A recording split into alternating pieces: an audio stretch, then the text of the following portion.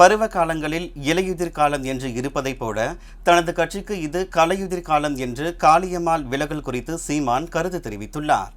பழனி செல்வதற்காக சென்னையிலிருந்து மதுரை விமான நிலையம் வந்த நாம் தமிழர் கட்சியின் தலைமை ஒருங்கிணைப்பாளர் சீமான் மதுரை விமான நிலையத்தில் செய்தியாளர்களை சந்தித்தார். அப்போது பேசிய அவர், பன்முகத்தன்மை கொண்ட இந்த நாட்டில் 22 மொழிகளும் ஆட்சி மொழியாக, அதிகார மொழியாக இருந்திருக்க வேண்டும் என்றும், ஆனால் இந்திதான் இந்தியாவின் மொழி என்றால் ஏனைய மொழிகள் என்ன ஆயிற்று என்றும் கேள்வி எழுப்பினார். காளியம்மாள் கட்சியிலிருந்து விலகுவதாக வந்த தகவல் குறித்த கேள்விக்கு பதில் அளித்த சீமான், பருவ காலங்களில் இலையுதிர் காலம் என்று இருப்பதைப் போல தனது கட்சிக்கு இது கலையுதிர் காலம் என்றும், நாம் தமிழர் கட்சியிலேயே இருப்பது அல்லது கட்சியை விட்டு வேறு இடத்தில் சென்று இயங்குவதா என்று முடிவெடுக்கும் உரிமை காளியம்மாளுக்கு இருக்கிறது என்றும் அவர் தெரிவித்தார்.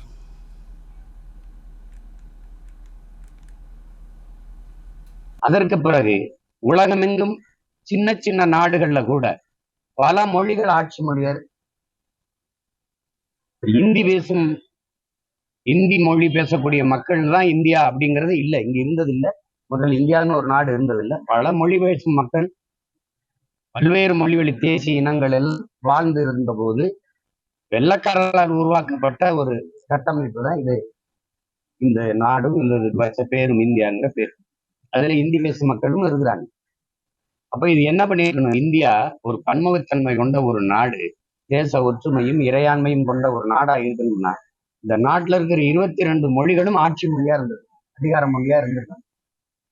அது இல்லாம இந்தி தான் இந்தியாவின் மொழி அப்படின்னா அப்ப என் மொழி என்னாச்சு? இல்ல, இந்த கட்சிகளை முழு சுதந்திரம் இருந்து இயங்குவதற்கும் விருப்பம் இல்லைன்னா வெளியேறுவதற்கும் முழு சுதந்திரம் ஒரு ஜனநாயக அமைப்பு.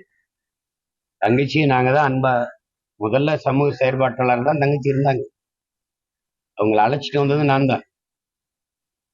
இன்னைக்கு அவங்களுக்கு எல்லாருக்குமே எல்லா சுதந்திரம் இருக்கு. பக்கத்தில் நிற்கிறவரோட நாளைக்கு வேற ஒரு அமைப்புல போய் சேர்ந்து இயங்கணும்னு தோணுச்சுன்னா அவர் போகலாம்.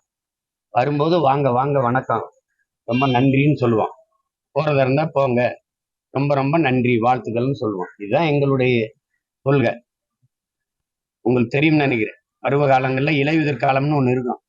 அது மாதிரி எங்க கட்சிக்கு இது கலையில் உதிர் காலம் அப்படி திடீர்னு வருவாங்க போவாங்க.